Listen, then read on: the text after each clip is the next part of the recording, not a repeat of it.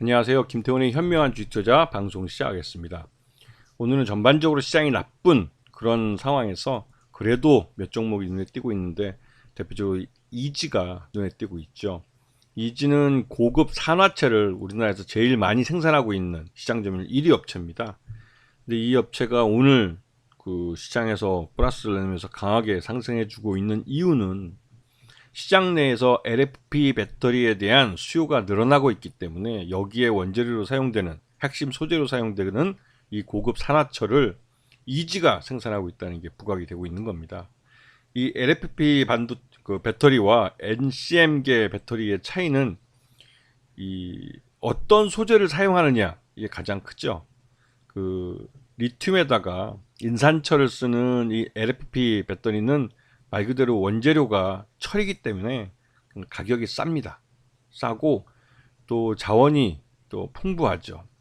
그래서 이 삼원계, 니켈이나 코발트, 망간 등 사용하는 삼원계보다는 가격이 훨씬 더 저렴하고 대신에 순간적으로 이 피크를 올리는 그런 능력은 좀 떨어집니다. 그래서 요번에 미국에서 이제 테슬라의 일론 머스크가 그 배터리 데이 때 했던 말이 NFP 배터리를 채용해서 그 보급형 전기차를 만들겠다. 이 말은 이 전기차의 대중화를 앞당기겠다는 말과 같습니다. 작년 하반기부터 그 테슬라가 전기차를 할인을 대폭 하고 있는데요. 그러면서 이제 올해 들어와서 포드도 그 가격 할인에 동참을 했죠.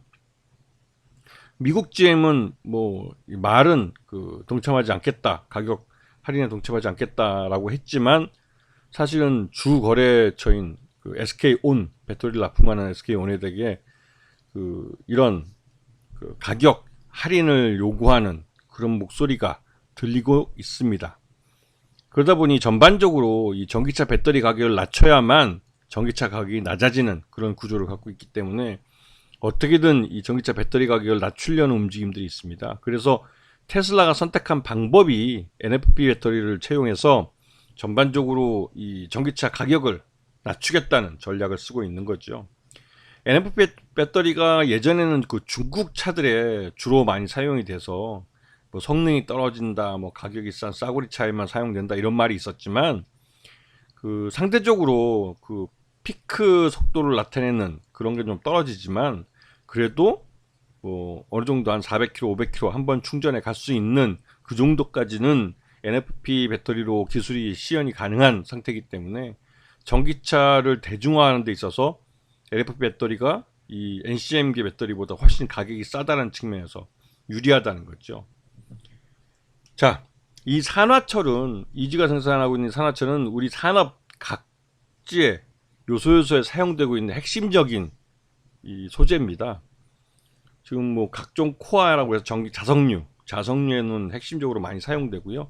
그 이 자석류가 말 그대로 이제 전기차 배터리의 컨버터나 무선 충전기, 스마트폰, 컴퓨터 파워나 안전기나 충전기 같은데 거의 대부분 다 많이 사용되고 있어서 산업 전반에 많이 사용되는 핵심 소재라 할 수 있습니다.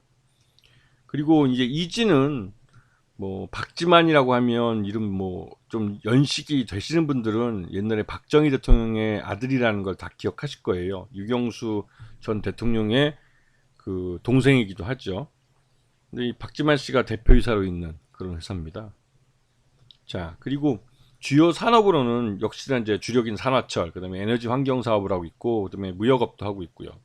그다음에 차세대 에너지로 이제 연료전지나 고체 수소 저장 소재 같은 데에도 이 회사가 이제 참여를 하려고 연구를 하고 있습니다. 근데 현재로서는 이 산화철이 전체 매출액의 50%를 차지하는 핵심 사업이죠.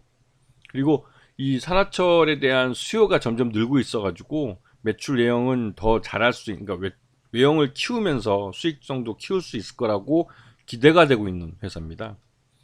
근데 작년 실적 같은 경우는 매출 외형도 줄고 그다음에 영업이익도 적자로 돌아서는 등 매우 실망스러운 모습을 보였는데요.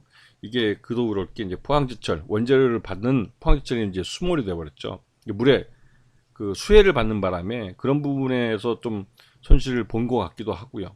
그다음에 에너지 환경 사업 분야 쪽에서 매출이 감소하면서 적자로 돌아왔다고 회사는 밝히고 있습니다. 그리고 박지만 회장이 뭐 전체 지분의 24.22%를 갖고 있어 최대 주주고요. 그리고 이제 뭐, 박지만 회장 아까 말씀드렸다도 이제 박정희 대통령의 그 아들이고요. 그리고 전체적으로 지금 주가는 작년 실적이 부진했던 걸 반영을 해서 지난 10월 13일 날 한 6,600원까지, 6,620원까지 주가가 하락하기도 했습니다. 그 이후로 특히 올해 들어와서 LFP 배터리 채용이 점점 늘어날 거라고 예상이 되면서, 그러면서 이제 이 회사가 생산하는 고급 산화철에 대한 수요가 급증할 거라는 시장의 기대감이 커진 상황이죠. 그래서 이 핵심 소재 같은 경우, 소재를 생산하는 기업은 그 엔드 유저가 그 시장을 얼마큼 빠르게 늘려가느냐에 따라서 그 동반해서 성장하는 그런 경우가 많습니다. 그래서 이지는 이 LFP 배터리가 말 그대로 전기차 업계에 기본적으로 전기차 대중화를 위해서 반드시 필요한 그런 배터리로 채용이 되면서 고급 산화철 분야 이 소재가 굉장히 많이 수요가 늘어날 가능성이 커요.